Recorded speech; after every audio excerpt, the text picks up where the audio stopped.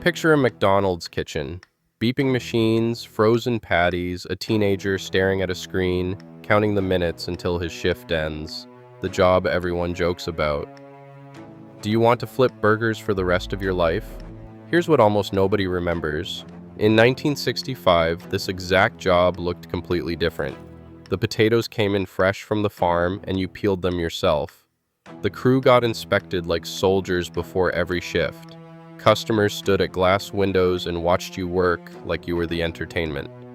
This is what it was actually like to cook at McDonald's in 1965 and why this version of the job disappeared forever.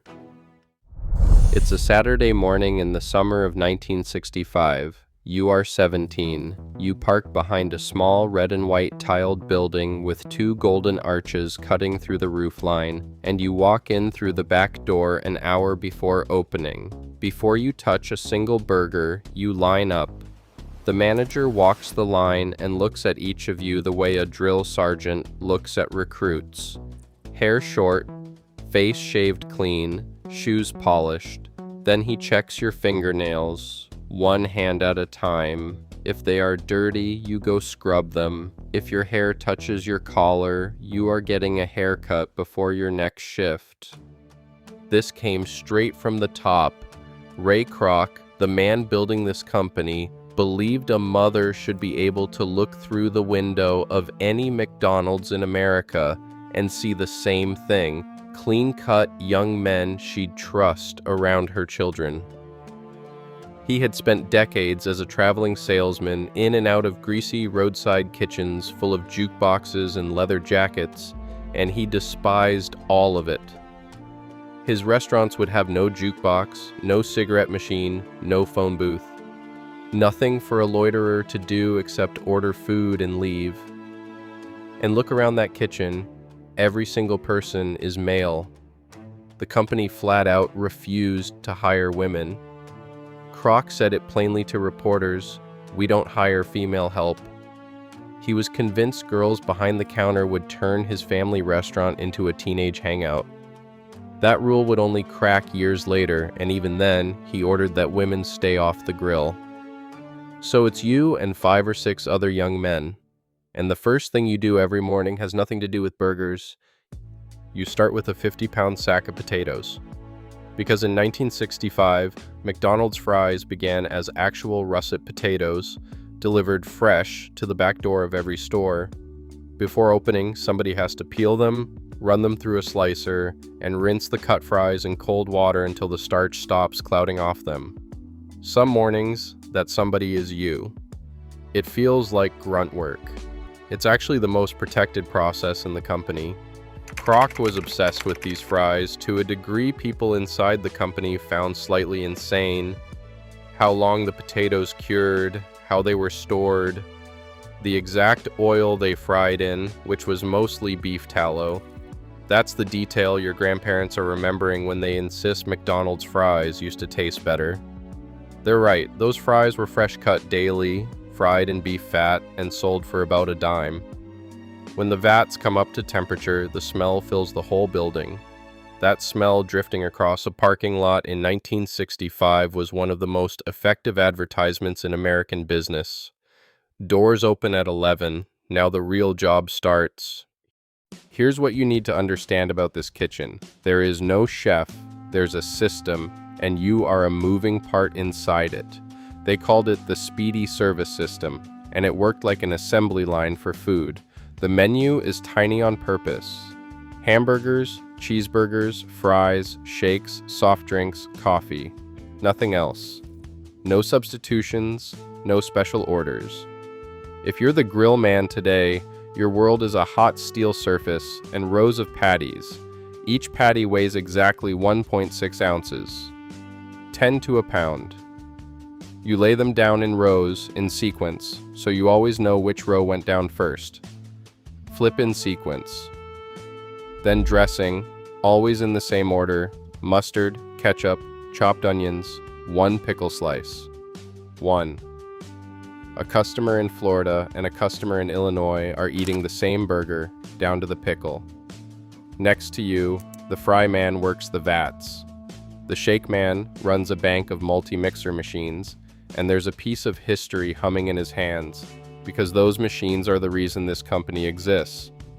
Ray Kroc was the salesman who sold multi-mixers, and he drove out to San Bernardino in 1954 because two brothers named McDonald were running 8 of them at once.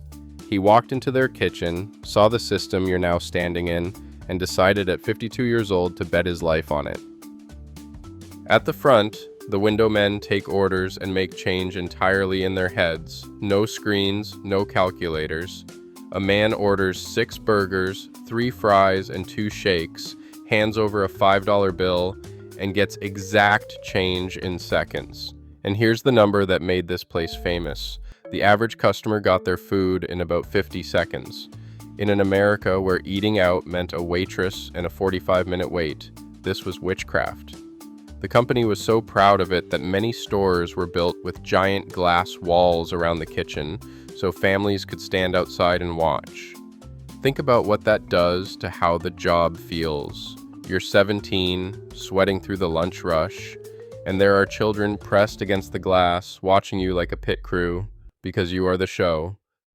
Who's on the other side of that window? America in its Saturday clothes, fathers in short sleeves ordering for a carload of kids, families after church, little league teams after a game. This is exactly the crowd the company engineered for. When McDonald's scouted a new location, they famously counted church steeples and schoolyards because steeples and schools meant families. A hamburger costs 15 cents, fries a dime. A father feeds a family of 5 for a couple of dollars and tips nobody. Because there's no tipping, there are no dishes, since everything is served in paper, and for most of the 60s, there's almost nowhere to sit inside.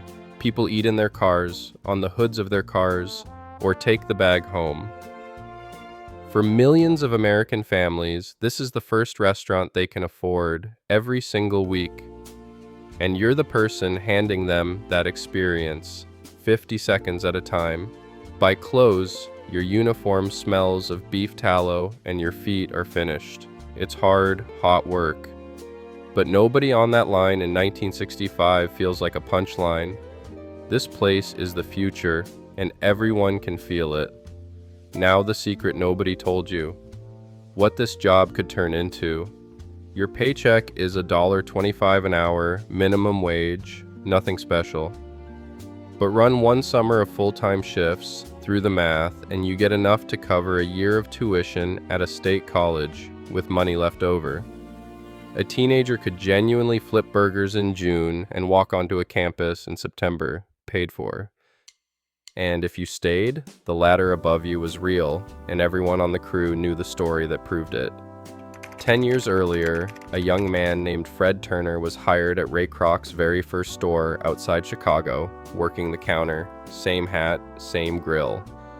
By 1965, Fred Turner is running operations for the entire corporation, and he'll eventually become chairman of the whole company. Crew kid to chairman, one ladder, no college required. The company even built a school for that ladder.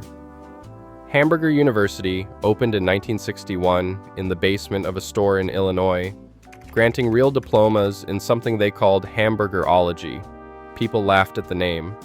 The graduates ran the fastest growing restaurant company on earth, and one more door stood open for exactly one moment. In April of 1965, the very summer you are standing at this grill, McDonald's sold its stock to the public for the first time. The managers and small-town franchise owners who bought in and held on became quietly, seriously wealthy. Some of the richest men in ordinary American towns got that way through this hamburger stand. That's what a paper hat could be in 1965. An entry ticket. So why does none of this exist anymore? It started with your potatoes. The very next year, 1966, the company began phasing out fresh-cut fries because peeling spuds in 10,000 future stores was slowing the machine down. Frozen fries could scale, fresh hands couldn't. The all-male crew rule collapsed soon after. The 15-cent hamburger became 18 cents, then kept climbing. Dining rooms arrived, then the drive-thru in the 1970s, and the great glass kitchen windows disappeared. The show moved out of sight, and the job moved with it, from performance to production. The latter changed too. In 1965, there were a few hundred stores, and the company was exploding, so a sharp crew kid could realistically ride that rocket into management or ownership. Today, there are tens of thousands of stores, and buying a franchise takes more than $1 million. The door Fred Turner walked through still technically exists. It's just been moved about 40 floors up. And the country around the wage moved most of all. The pay for this job, in real buying power, has barely changed in 60 years. But everything that Paycheck once conquered, especially college, now costs many times more. Same grill, same hour of sweat. That hour used to buy a piece of your future, now it buys lunch. The job stayed almost the same. The world around it transformed completely, and that's why the men who worked those kitchens, now in their 70s and 80s, talk about their summers at McDonald's with something that sounds almost like pride, because for them it was.